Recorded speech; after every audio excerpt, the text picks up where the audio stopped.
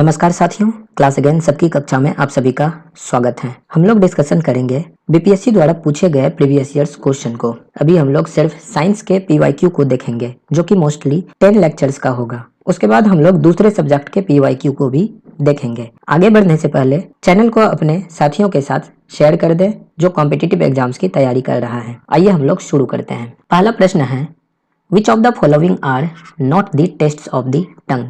इनमें से टंग के टेस्ट कौन से नहीं हैं। हम लोग जानते हैं कि टंग के जो ट्रेडिशनल 5 बेसिक टेस्ट हैं वो आ जाता है हमारा स्वीट, दूसरा आ जाता है सोर, तीसरा आ जाता है बिटर, फिर आ जाता है सॉल्टी और फिर आ जाता है उमामी। यानी कि ये 5 बेसिक टेस्ट होते हैं। तो इनमें से बाकी जो 2 बच गए, एक स्पाइसी और दूसरा हो गया पंजेंट, ये 2 टेस्ट टंग के नहीं होते हैं। तो ये दोनों गलत हो जाएगा। तो इसका जवाब हो जाएगा ऑप्शन सी। दूसरा प्रश्न है, which of the following are correctly matched. इनमें से कौन सा सही से मैच्ड है। तो पहला है एनोरेक्सिया। एनोरेक्सिया स्लीप डिसऑर्डर नहीं होता है, ये एक ईटिंग डिसऑर्डर है। तो एनोरेक्सिया गलत हो गया। दूसरा है इंसोम्निया। इंसोम्निया स्लीप डिसऑर्डर होता है, तो दूसरा नंबर भी गलत हो गया। तो फर्स्ट सेकंड गलत हो गया। तो हमारा पूछ रहा है करेक्टली मैच्ड कौन सा है। तो ये दोनों गलत हो गया, तो यानी कि ऑप्शन ए नहीं होगा, बी भी नहीं हो गया और फिर ऑप्शन डी भी नहीं होगा, यानी कि ऑप्शन नंबर सी हो गया।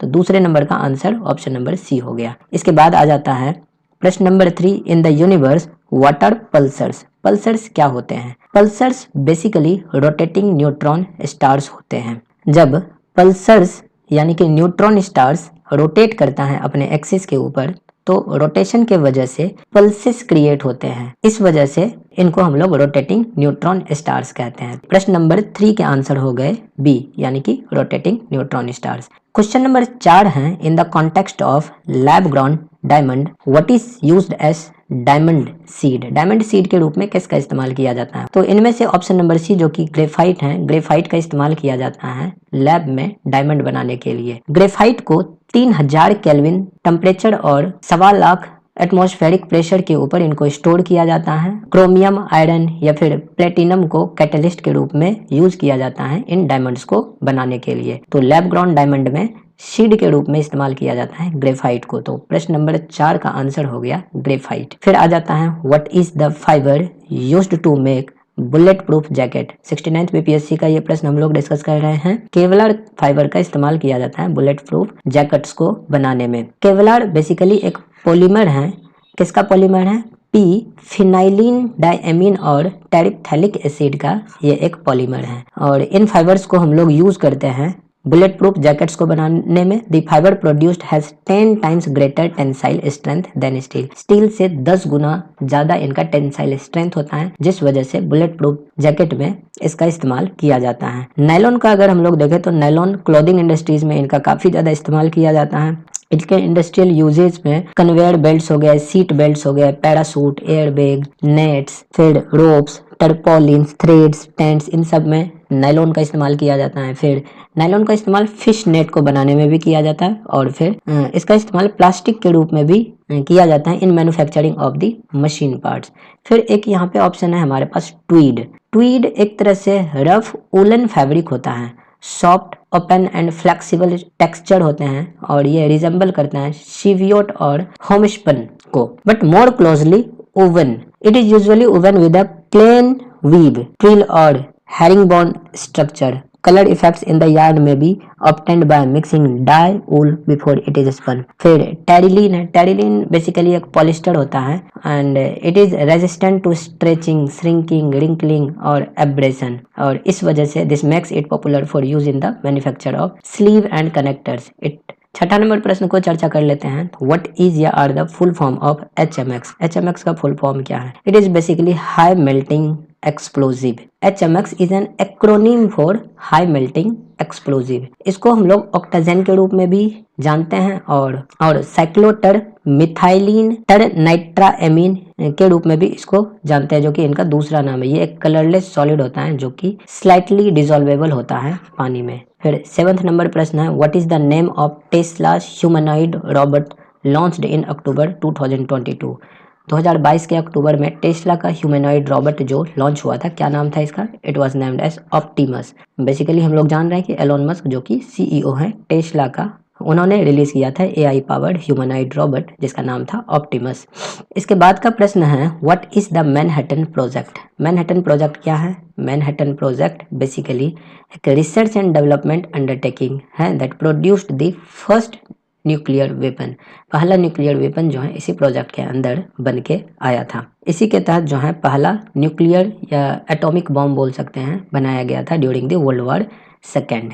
9th नंबर प्रश्न आ जाता है the image formed by concave mirror is real, inverted and of the same size as that of the object. तो कॉन्केव मिरर है हमारे पास, हम लोग जान रहे हैं कि कॉन्केव मिरर कुछ इस प्रकार का होता है। इनका जो कॉन्वेक्स साइड है वो कोटेड रहता है और कॉन्केव साइड रिफ्लेक्टिंग सरफेस होता है। ये हो गया प्रिंसिपल एक्सिस। और ये कह रहा है कि ये रियल इमेज है और इन्वर्टेड इमेज है और सेम साइज का है। हम लोग जानते हैं कि सेम साइज का इमेज कहाँ बनता है? जब ऑब्जेक्ट को सेंटर ऑफ कर्वेचर के ऊपर रखा जाता है तो उस समय जो इमेज बनता है वो सेम साइज का बनता है। प्रश्न देख लेते हैं, आगे पूछ रहे हैं कि the position of the object should be, कहाँ होगा ऑब्जेक्ट का position? At the centre of curvature, B number इसका आंसर हो जाएगा। कुछ और भी चीज़ों को अगर हम लोग इसमें डिस्कस कर लें तो इसमें आ जाता है जैसे कि इन्फिनिटी के ऊपर अगर हमारा ऑब्जेक्ट होता है तो इमेज हमारा फोकस के ऊपर बनता है, हम लोग ये जान रहे हैं। और रियल, इन्वर्टेड और बहुत ही छोटा इमेज बनता है। और सेंटर ऑफ कर्वेचर के अगर पीछे कहीं हो तो इमेज फोकस और सेंटर ऑफ कर्वेचर के बीच में बनता है। फिर सेंटर ऑफ कर्वेचर पे रखा जाए तो at the centre of curvature हमारा इमेज बन के आता है। और यही प्रश्न पूछा गया था। और भी कुछ ऑप्शंस को देख ले तो जैसे कि अगर सेंटर ऑफ कर्वेचर और फोकस के बीच में इमेज को रखा जाए तो beyond centre of curvature image बन के आता है। और इन सभी केसेस में रियल एंड इन्वर्टेड इमेज है। फिर फोकस के ऊपर अगर हमारा ऑब्जेक्ट हो तो इमेज हमारा इन्फिनिटी में बनता है और ये भी हमारा रियल एंड इन्वर्टेड इमेज है। एक केस बस डिफरेंट आता है, वो ये है कि अगर ऑब्जेक्ट को पोल और फोकस के बीच में रखा जाए तो जो हमारा इमेज है वो बिहाइंड द मिरर बनता है and the image is virtual, erect and magnified. तो ये एक स्पेशल केस आ जाता है जो कि कॉन्केव मिरर में है। 10 नंबर प्रश्न है अब photoelectric cell is a device which. तो फोटो इलेक्ट्रिक सेल क्या करता है? बेसिकली हम लोग जान रहे हैं फोटो इलेक्ट्रिक सेल जो है वो लाइट एनर्जी को, यानी कि जो सोलर रेडिएशंस आता है उन सोलर रेडिएशंस को इलेक्ट्रिकल एनर्जी में कन्वर्ट करता है। तो इसका जवाब हो जाएगा it converts light energy into electrical energy. कुछ और भी अपैरेटस हैं जैसे कि डायनामो है। तो डायनामो का क्या काम है? मैकेनिकल एनर्जी को इलेक्ट्रिकल में कन्वर्ट करना। फिर इलेक्ट्रिक मोटर है। इलेक्ट्रिक मोटर क्या करता है? इलेक्ट्रिकल एनर्जी को मैकेनिकल एनर्जी में कन्वर्ट करता है। माइक्रोफोन जो हम लोग इस्तेमाल करते हैं तो ये क्या करता है? माइक्रोफोन साउंड एनर्जी को इलेक्ट्रिकल में कन्वर्ट करता है। फिर लाउड स्पीकर जो है वो इलेक्ट्रिकल एनर्जी को साउंड में कन्वर्ट करता है। सोलर सेल क्या करता है? It is again solar energy को इलेक्ट्रिकल में कन्वर्ट करता है। ट्यूब लाइट ये क्या करता है? इलेक्ट्रिकल को लाइट में। फिर इलेक्ट्रिक बल्ब ये भी इलेक्ट्रिकल को हीट और लाइट एनर्जी में। और इलेक्ट्रिकल सेल जो है it also converts chemical energy into electrical energy. Candle जो है केमिकल को हीट और लाइट में कन्वर्ट करता है। फिर सितार हुआ, सितार यानी कि बजाने वाला इंस्ट्रूमेंट होता है तो वो ये मैकेनिकल को साउंड एनर्जी में कन्वर्ट करता है। अगला प्रश्न है the amount of solute present per unit volume या per unit mass of solution या सॉल्वेंट इज नॉन एज, क्या कहते हैं इसको? It is known as concentration of the solution. अगर सोल्यूट पर यूनिट वॉल्यूम में प्रेजेंट हो या per unit mass of solution या सॉल्वेंट में प्रेजेंट हो तो उसको हम लोग कंसंट्रेशन ऑफ द सॉल्यूशन कहते हैं। अगला प्रश्न देख लेते हैं फटाफट। How do COVID vaccine stimulates an immune response. COVID vaccine immune response को कैसे स्टिमुलेट करता है? तो it is basically by introducing live attenuated SARS CoV-2 virus. Live attenuated SARS CoV-2 virus को इंट्रोड्यूस करते हैं बॉडी में जिसके रेस्पॉन्स में हमारा इम्यून जो है रेस्पॉन्स करता है। तो 12 नंबर प्रश्न का आंसर हो जाएगा ए। इसके बाद का प्रश्न है what is which of the following liquid is bad conductor of electricity. Electricity का बैड कंडक्टर कौन सा है? Salted water? नहीं, salted water good conductor. Orange juice, ये हम लोग जान रहे हैं कि ये ऑरेंज जूस एसिडिक होता है तो ये भी बैड कंडक्टर नहीं होता है, ये गुड कंडक्टर होता है। Lemon juice acidic, citric acid ये भी गुड कंडक्टर होता है। तो none of the above, D answer हो जाएगा। तो सॉल्ट वाटर बेसिकली ये कम्प्लीटली आयोनाइज हो सकता है। तो जैसे कि फॉर एग्जांपल ले ले Na+Cl-, तो ये आयंस तो बना लिया ना, यानी कि ये गुड कंडक्टर ऑफ इलेक्ट्रिसिटी होगा। तो यानी कि ए आंसर इनका नहीं होगा, इनका आंसर हो जाएगा D, none of the above. फिर आ जाता है the DNA double helix structure was discovered by. कौन डिस्कवर किया था डीएनए का जो ये डबल हेलिक्स स्ट्रक्चर? तो it was discovered by James Watson and Francis Crick, option number A. और इसके लिए 1943 में इनको नोबेल प्राइज भी दिया गया था इन डबल हेलिक्स स्ट्रक्चर की खोज के लिए, जेम्स वाटसन और फ्रांसिस क्रिक को। 15 नंबर प्रश्न आ जाता है two objects of different masses falling freely near the surface of the moon.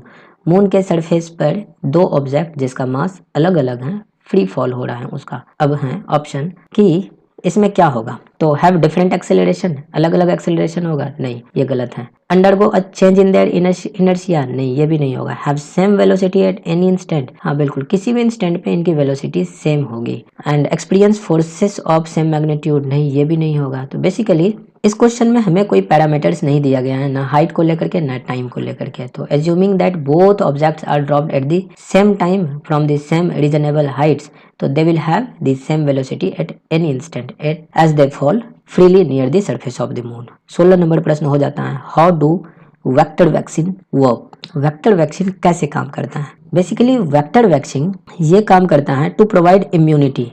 ये कैसे काम करता है इम्यूनिटी प्रोवाइड करने के लिए? तो by replacing the virus in modified version of a different virus, तो इस तरह से काम करता है। तो vector vaccine refers to the introduction of viral gene into a harmless, कोई एक हार्मलेस वायरस है उसमें वेक्टर वैक्सीन को इंट्रोड्यूस कर दिया जाता है, यानी कि modified version of another virus which is then introduced into the host body. और जब उनको होस्ट बॉडी में डाला जाता है तो ये उनके स्टिमुलेट करता है इम्यून रेस्पॉन्स को। तो इसका आंसर हो जाएगा ऑप्शन नंबर सी। 17 नंबर प्रश्न है हमारे पास what is the expanded form of the term mRNA। सभी लोग जान रहे हैं कि mRNA क्या होता है। This is basically messenger RNA, यानी कि messenger ribo nucleic acid. Option number ए हो जाएगा इसका आंसर। 18 नंबर प्रश्न है N AC current can be produced by. कैसे प्रोड्यूस कर सकते हैं? तो एसी करंट को हम लोग चॉक कॉइल से कर सकते हैं? नहीं, इनको हम लोग डायनामो से कर सकते हैं। ट्रांसफार्मर से होता है क्या? ट्रांसफार्मर तो इसका एक दूसरा काम है, डिफरेंट वर्क है इसका। तो एसी करंट को प्रोडक्शन किया जा सकता है डायनामो की मदद से। फिर 19 नंबर क्वेश्चन आ जाता है करंट डेंसिटी क्या है? Current density basically vector quantity होता है। करंट डेंसिटी क्या होता है? एक वेक्टर क्वांटिटी होता है। और 20 नंबर प्रश्न आ जाता है what is the basis of most useful classification of medications in medical industry, medical chemistry. What is the basis of most useful classification of modification in medical chemistry? तो इसका जवाब हो जाएगा मोलिकुलर टारगेट। मेडिकेशंस के classification में अगर हम लोग देखें तो we have to know that during the design of drugs के डिजाइन के दौरान, जिसका कि वेरियस क्लासिफिकेशन हम लोग मेडिकल केमिस्ट्री में कर सकते हैं। वो हो सकता है based on chemical structure of the drugs, it could be based on drug action in our body, it could also be based on the solubility of the drugs, molecular targets, and also based on the pharmaceutical effect of the drugs. तो यहाँ पे पूछा जा रहा है कि most useful क्या हो सकता है? तो most useful it could be molecular target. कहाँ पे इनको टारगेट करना है, यानी कि जो मेडिसिन बनाया जा रहा है तो उनका मोलिकुलर टारगेट क्या होगा, इस आधार पे अगर मेडिसिन को बनाया जाए तो it will be more useful. 21 number प्रश्न है which of the following slows down the reaction rate. Reaction rate को इनमें से कौन से ऑप्शंस स्लो डाउन करता है? बेसिकली कैटालिटिक प्रमोटर ये भी नहीं करता है, ये तो बेसिकली फास्ट करता है, रिएक्शन को बूस्ट करता है। फिर homogeneous catalysis is because a catalyst is a substance that boost the. Catalyst क्या होता है? ये बूस्ट करता है रेट ऑफ रिएक्शन को but does not change chemically during the process. The reactant and catalyst are in the same phase, ये same phase में होते हैं इन होमोजेनियस कैटलिस्ट। तो the activity of the catalyst is reduced by the promoter. इसका correct answer should B homogeneous catalyst, लेकिन जो BPSC ने सही ऑप्शन कंसीडर किया है इसमें वो ऑप्शन डी है। तो आंसर तो हमारा बी हो जाएगा as per explanation, but BPSC ने इसको डी ऑप्शन दिया है। इसके बाद का प्रश्न है input and output nerve meted. कहाँ पे ये मिलना है input and output nerve? It meets eight central nervous system. Central nervous system में जाकर के ये मिलता है। सेंट्रल नर्वस सिस्टम का 4 पार्ट होता है, एक हो जाता है ब्रेन, दूसरा स्पाइनल कोड, फिर नर्व हो जाता है, फिर न्यूरॉन हो जाता है। इनपुट एंड आउटपुट नर्व वैसे मिलता तो कई जगह पे है, खास करके ये स्पाइनल कोड में तो जा करके मिलता ही है, but they do not meet in the liver, liver ये नहीं मिलता है, लीवर में ये नहीं मिलता है, या फिर ये हार्ट में भी जाकर के नहीं मिलता है, as they do not form part of the nervous system. तो नर्वस सिस्टम में ये कहाँ मिलता है, सेंट्रल नर्वस सिस्टम में मिलता है। Input and output nerve meets in the central nervous system. 23 number का हो जाएगा हमारा, large number of thin strips of black paints are made on the surface of convex lens of focal length 20 centimetre to catch the image of white horse, the image will be. तो प्रश्न क्या कह रहा है, large number of thin strips of black paints are made on the surface of a convex lens, convex lens है, उनके surface के ऊपर बहुत सारे थिन स्ट्रिप्स बना दिया गया है ब्लैक पैंट्स का, जिनका फोकल लेंथ 20 सेंटीमीटर है, to catch the image of a white horse, एक व्हाइट हॉर्स के इमेज को ऑब्टेन करने के लिए। तो इमेज हमारा बनेगा, इसमें इमेज जो है वो हमारा लेस ब्राइटनेस वाला होगा, तो a horse of less brightness वाला इमेज हमें मिलेगा। Shrillness of sound is determined bye, sound में जो श्रिलिंग होती है, श्रिलनेस, तो ये किन चीजों से डिटरमाइंड होता है, तो ये होता है श्रिलनेस ऑफ साउंड डिटरमाइंड होता है वेवलेंथ ऑफ साउंड से। एम्पलीट्यूड ऑफ साउंड से होता है क्या, नहीं होता है, वेवलेंथ ऑफ साउंड से होता है। तो ऑप्शन नंबर बी हो जाएगा। तो it is true that shrillness of sound is determined by its frequency से डिटरमाइन होता है, but frequency and wavelength are, हम लोग जानते हैं कि ये जो फ्रीक्वेंसी है ये इनवर्सली प्रोपोर्शनल होता है वेवलेंथ का, इसीलिए इसका आंसर हो जाएगा वेवलेंथ ऑफ साउंड। फिर ये जो एम्पलीट्यूड ऑफ साउंड है ना, एम्पलीट्यूड ऑफ साउंड से डिटरमाइन किया जाता है लाउडनेस को, तो जितना ज़्यादा एम्पलीट्यूड होगा उतना ज़्यादा लाउड साउंड होगा। फिर ये वेलोसिटी ऑफ साउंड जो है, this velocity of sound refers to the speed of sound, जिस स्पीड से वेव्स, साउंड वेव्स जो है वो प्रोपगेट कर रहा है किसी भी मीडियम में, वो स्पीड को ये दर्शाता है। ये वेरी कर सकता है depending on the properties of the medium, यानी कि मीडियम की प्रॉपर्टीज क्या है उसके ऊपर ये डिपेंड करता है कि स्पीड क्या होगा। 25 नंबर प्रश्न आ जाता है, which of the following photo electric devices is most suitable for digital applications. तो फोटो इलेक्ट्रिक डिवाइसेस इनमें से कौन से हैं जो सबसे ज़्यादा सुटेबल हैं फॉर डिजिटल एप्लीकेशंस, तो it is PV cell, photovoltaic cell जो होगा वो ज़्यादा सुटेबल है। 26 नंबर प्रश्न है, ball bearing are used to convert static friction into, ball bearing को हम लोग यूज़ करते हैं स्टैटिक फ्रिक्शन को किस में कन्वर्ट करने के लिए, रोलिंग फ्रिक्शन में। तो आसान क्वेश्चन है ये, बॉल बियरिंग हर जगह लगभग इस्तेमाल होता है, जहाँ भी रोटेटिंग पार्ट्स होता है लगभग इस्तेमाल किया जाता है बॉल बियरिंग। साइकिल हम लोग यूज़ करते हैं तो वहाँ भी बॉल बियरिंग यूज़ होता है, पैडल में यूज़ होता है, फिर जो उनके व्हील्स होते हैं वहाँ यूज़ होता है, तो कई जगह पे इस्तेमाल हमें इनका देखने को मिलता है। काफ़ी आसान क्वेश्चन था ये। फिर 27 नंबर प्रश्न हो गया, a goalkeeper in a game of football pulls his hand backward, पीछे की तरफ ये अपना हाथ खींचता है after holding the ball shot at the goal. तो इस वजह से क्या होता है, it enables the goalkeeper to decrease the rate of change of momentum, momentum के जो rate of change of momentum है उसमें ये डिक्रीज करने के लिए ये पीछे की तरफ अपने हाथ को खींचता है ताकि ज़्यादा जोर से उन्हें चोट ना लगे। तो 27 का आंसर हो जाएगा सी नंबर, जो कि decrease the rate of change of momentum हो गया। 28 नंबर प्रश्न है, which of the following is positively charged particles emitted by radio active element, इनमें से कौन सा पॉजिटिवली चार्ज्ड पार्टिकल्स हैं। तो बेसिकली पॉजिटिवली चार्ज्ड पार्टिकल्स में हमारा अल्फा रेज आ जाता है। अल्फा रेज एक पॉजिटिवली चार्ज्ड पार्टिकल होता है और ये हाईली एक्टिव और एनर्जेटिक हीलियम एटम, यानी कि इनको हम लोग ऐसे बोल सकते हैं कि He+2, ये होता है हमारा अल्फा पार्टिकल्स, तो जो कि पॉजिटिवली चार्ज्ड पार्टिकल्स होता है। 2 न्यूट्रॉन होते हैं और प्रोटॉन होते हैं इसमें, and this particles have the minimum penetration power and highest ionisation power, and it can also cause serious damage if it enters into the body due to their high ionization power। अधिक ionisation power होने की वजह से अगर हमारे body में alpha particles enter कर जाए तो ये हमारे बॉडी को हार्म भी कर सकता है। And it is also capable of ionising numerous atoms by a short distance. तो ये कुछ छोटा सा इन्फॉर्मेशन हो गया अल्फ़ा पार्टिकल्स के बारे में या अल्फ़ा रेज के बारे में। बाकी बीटा रेज होता है, गामा रेज होता है, ये अदर रेज होता है। तो बीटा रेज और गामा रेज जो हैं these are not positively charged particles. फिर आ जाता है हमारे पास 29 नंबर प्रश्न, centripetal force is responsible to, centripetal force किन चीज़ों के लिए रेस्पॉन्सिबल होता है। तो it is responsible for keeping the body moving along the circular path, किसी भी सर्कुलर पाथ में अगर बॉडी को मूव करवाना है तो यहाँ सेंट्रीपेटल फोर्स जो है वो काफ़ी ज़्यादा इंपॉर्टेंट फोर्स होता है। हम लोग ये जानते हैं कि सेंट्रीपेटल फोर्स वो फोर्स होता है जो कि जब कोई ऑब्जेक्ट या कोई बॉडी कर्विलिनियर मोशन में होता है तो it is directed towards the axis of rotation या सेंटर ऑफ कर्वेचर की तरफ ये डायरेक्टेड होता है।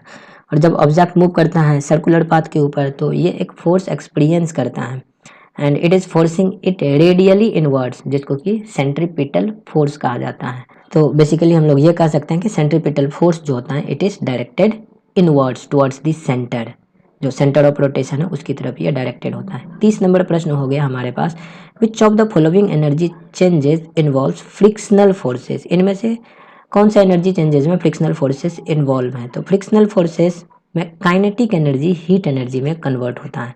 सी आंसर हो जाएगा इनका। 31 नंबर प्रश्न हो गया, a bus is moving along a straight path. एक स्ट्रेट लाइन पाथ में बस मूव कर रहा है and takes a sharp turn to the right side suddenly. Right side जो है सडनली ये शार्प टर्न लेता है तो passenger sitting in the bus will क्या होगा इनके साथ? तो ये बेंट होगा, लेफ्ट साइड बेंट होगा या राइट साइड बेंट होगा? तो the passenger sitting in the bus will bent towards the left side, basically right की तरफ गया है तो it is due to inertia. हम सभी लोग जान रहे हैं कि इनर्शिया की वजह से ये होता है। तो पैसेंजर जो बस में बैठा है वो लेफ्ट साइड की तरफ बेंट होगा। तो इसका जवाब हो जाएगा हमारा ऑप्शन नंबर बी।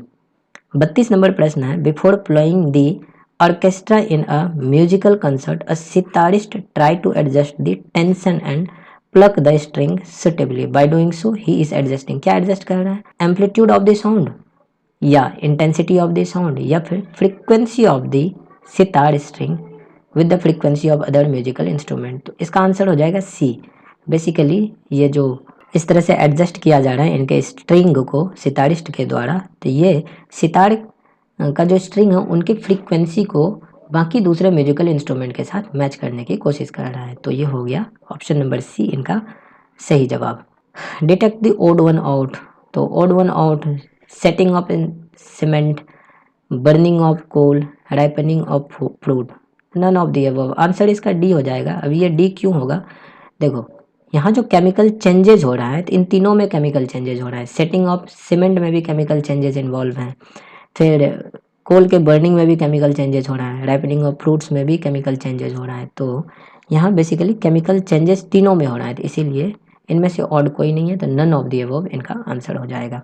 34 नंबर प्रश्न है, a form of matter has no fixed shape but it has fixed volume. तो कौन से फॉर्म ऑफ मैटर का फिक्स शेप नहीं होता लेकिन वॉल्यूम इनका फिक्स होता है? तो इसमें क्रिप्टन हो गया, केरोसिन हो गया, कार्बन स्टील हो गया, मोर than one of the above. इसका आंसर हो जाएगा बी, केरोसिन।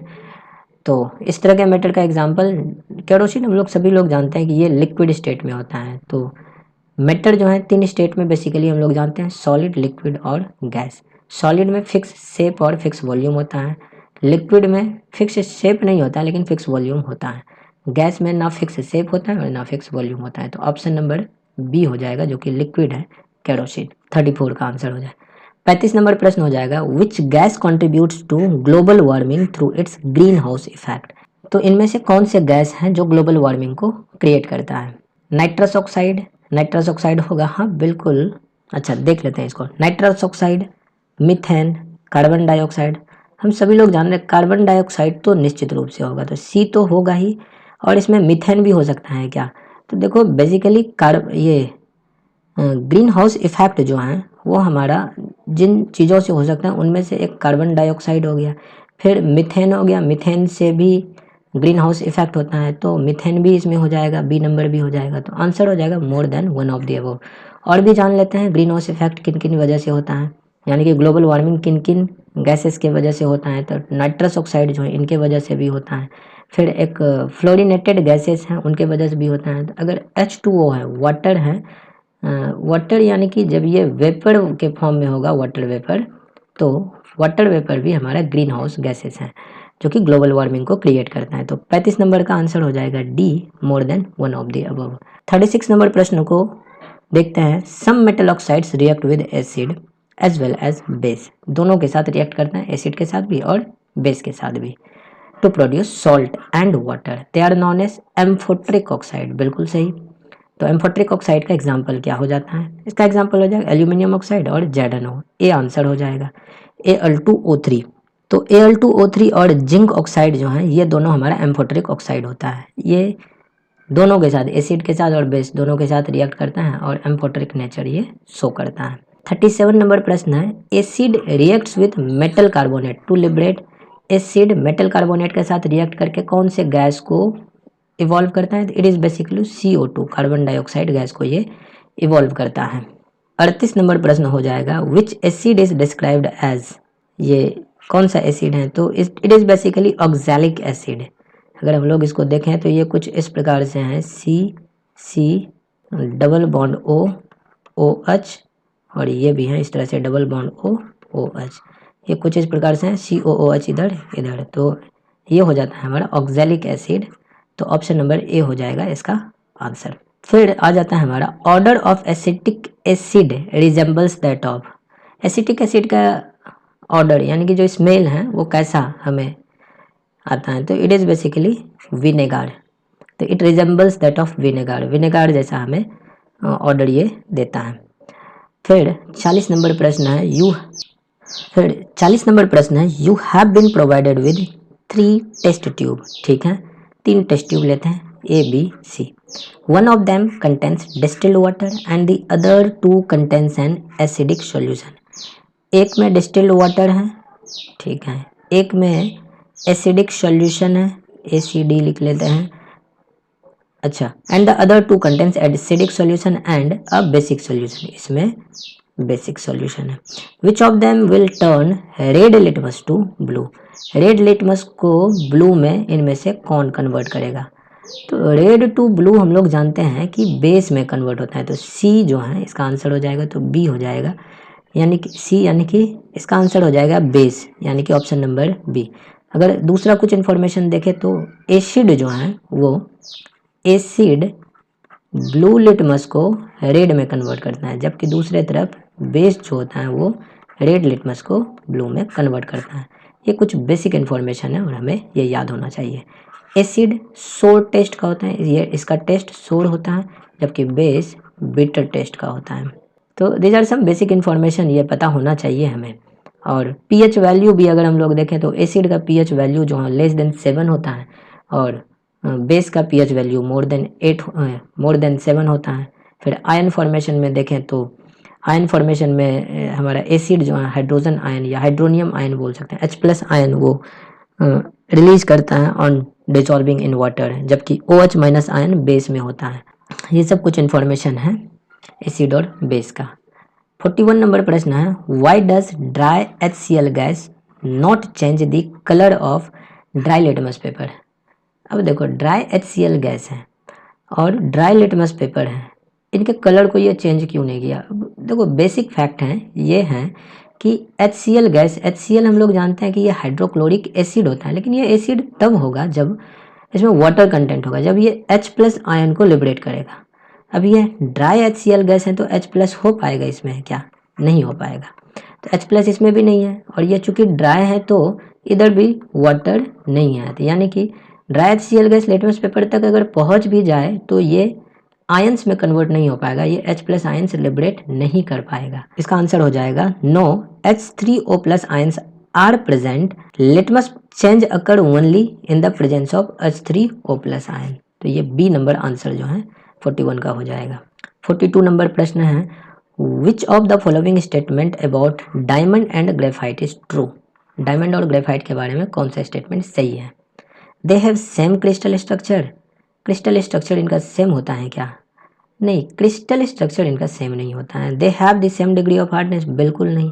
हम लोग जान रहे हैं कि diamond is the hardest substances known to exist in nature and they have same electrical conductivity. नहीं भाई, इलेक्ट्रिकल कंडक्टिविटी के बारे में ग्रेफाइट में इलेक्ट्रिकल कंडक्टिविटी होती है जबकि डायमंड में नहीं होती है। तो ये भी नहीं, ये भी नहीं, तो नन ऑफ द अबव हो जाएगा इसका आंसर। 43 नंबर प्रश्न है, द स्टोमाटा ओपन और close due to change in the, किस वजह से ये ओपन और क्लोज होता है? तो amount of water in the cell जब होता है, यानी कि amount of water in the cell के वजह से स्टोमाटा ओपन और क्लोज होता है। और हम लोग जानते हैं कि स्टोमाटा के थ्रू जो है गैसेस का एक्सचेंज होता है और फोटोसिंथेटिक प्रोसेस में स्टोमाटा का काफ़ी इंपॉर्टेंट रोल है। और एक और प्रोसेस होता है ट्रांसपायरेशन प्रोसेस, इसमें भी स्टोमाटा का एक इम्पॉर्टेंट रोल होता है। तो 43 नंबर प्रश्न का आंसर हो जाएगा amount of water in the cell, जिसके वजह से स्टोमाटा ओपन और क्लोज होता है। फिर 44 नंबर प्रश्न आ जाता है, chlorophyll absorbs dash wavelength of sunlight. Chlorophyll कौन से वेवलेंथ ऑफ सनलाइट को एब्जॉर्ब करता है? तो it is basically red and blue. Red and blue वाला जो वेवलेंथ होता है उसको क्लोरोफिल एब्जॉर्ब करता है। तो क्लोरोफिल बेसिकली एक केमिकल फोटो रिसेप्टर होता है जो ट्रैप करता है लाइट को for the photosynthesis process in the plant. ये एब्जॉर्ब करता है रेड और ब्लू को। हम लोग जान रहे हैं कि जो वाइट लाइट है वो VIBGYOR, रेड और दूसरा है ये वाला ब्लू, इन दोनों वेवलेंथ को ये एब्जॉर्ब करता है। तो ब्लू हमारा शॉर्ट वेवलेंथ हो जाता है और रेड हमारा लॉन्गर वेवलेंथ होता है। इसमें जो ग्रीन है, ग्रीन कलर ये एब्जॉर्ब नहीं होता है, ये रिफ्लेक्ट हो जाता है। तो 44 नंबर का आंसर हमारा हो जाएगा रेड एंड ब्लू। 45 नंबर प्रश्न है, which of the following is not a correct match. सही इनमें से कौन सा मैच नहीं है? तो पहला हो जाएगा thick hard with branching near base. ये ट्री होता है क्या? नहीं, यही तो गलत है, ये नहीं है। तो बाकी पेटियोल जो है अटैचेस लीफ और स्टेम। फिर week stem which can not stand upright, उसको क्रीपर कहते हैं, ये सही है। तो आंसर ए हो जाएगा 45 का। 46 number, water reaches great height in trees because of suction pull caused by. Suction किस वजह से होता है? It is due to transpiration. Transpiration क्या होता है? It is the loss of water vapour through the stomata in the plant. Plant में जो उनके लिप्स में स्टोमाटा होता है उसके थ्रू जब वाटर लॉस होता है तो उन लॉस के वजह से सक्शन क्रिएट होता है और इन्हीं सक्शन के वजह से ये वाटर को पुल करते हैं ऊपर की तरफ और ठीक ठाक हाइट तक, या फिर ऐसे बोल सकते हैं कि ग्रेटर हाइट तक वाटर रीच कर सकता है through the xylem vessel in the plant. तो 46 का आंसर हो जाएगा ट्रांसपायरेशन। 47 नंबर प्रश्न देख लेते हैं, which among the following is a characteristic of chloroplast which makes them qualified for self replication. तो इसका जवाब हो जाएगा हमारा presence of both RNA and DNA, दोनों का प्रेजेंट होना इनको इनेबल करता है फॉर सेल्फ रेप्लिकेशन। फिर आ जाता है next question 48 number, the part of the skeleton that are not as hard as bone and which can not be bent are called as. इनको क्या कहा जाता है? The part of the skeleton, skeleton का वो part which are not as hard as bone, ये bone के इतना हार्ड नहीं होता है, and which can be bent are called as, उनको बेंट किया जा सकता है। It is basically cartilage. Cartilage को बेंड कर सकते हैं, बेंड कर सकते हैं, ये उतने हार्ड नहीं होते हैं जितने हार्ड स्केलेटन होते हैं, या स्केलेटन में जो बोन्स हैं जितने हार्ड होते हैं उतने हार्ड या कार्टिलेज नहीं होते हैं। ये basically strong flexible connective tissue होता है जो प्रोटेक्ट करता है हमारे जॉइंट को और बोन्स को। ये शॉक एब्जॉर्बर की तरह हमारे बॉडी में काम करता है। एंड कार्टिलिगेट 49 नंबर प्रश्न आ जाता है, in lichen a chlorophyll containing partner lives together.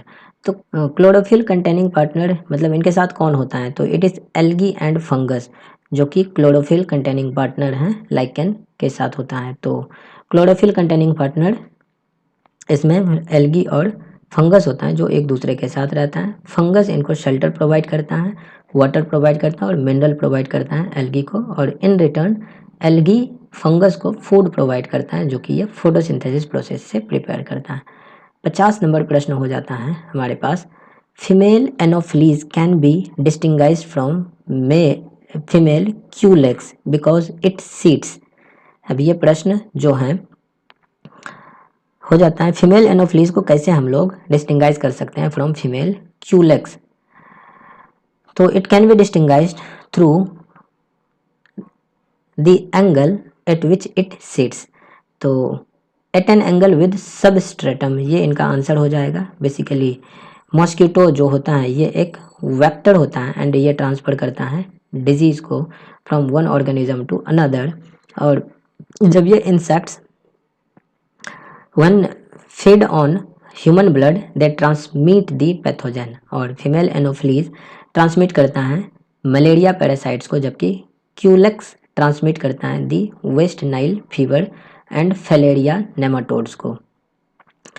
तो there are differences between female culex and female anopheles in their feeding pattern, जैसे कि उनके साइज हो गए, एग्स हो गए, उनके हैबिटेट हो गए, इन सब में थोड़े डिफरेंसेस हैं। फीमेल एनोफिलीज बॉडी जो है वो that rest at an angle to the substratum, जबकि culex body rest parallel to the substratum. Anopheles mosquito makes angle with the body at 45 degree from the surface, 45 degree का जो है angle ये बना के रहता है। तो ये हमारा 50 नंबर प्रश्न का आंसर हो गया, at an angle with substratum. तो साथियों, आज के लिए इस वीडियो में हम लोग इतने ही प्रश्न को रहने देते हैं। आगे के और भी प्रश्न हम लोग डिस्कस करेंगे जो कि बीपीएससी द्वारा पूछे गए साइंस के प्रश्न हैं। इसको हम लोग अगले आने वाले कुछ वीडियोस में सारे प्रश्न को डिस्कस करेंगे। आज के लिए हम लोग इस वीडियो में इतना ही रहने देते हैं, डिस्कस करते हैं अगले वीडियो में। जब तक के लिए नमस्कार, जय हिंद।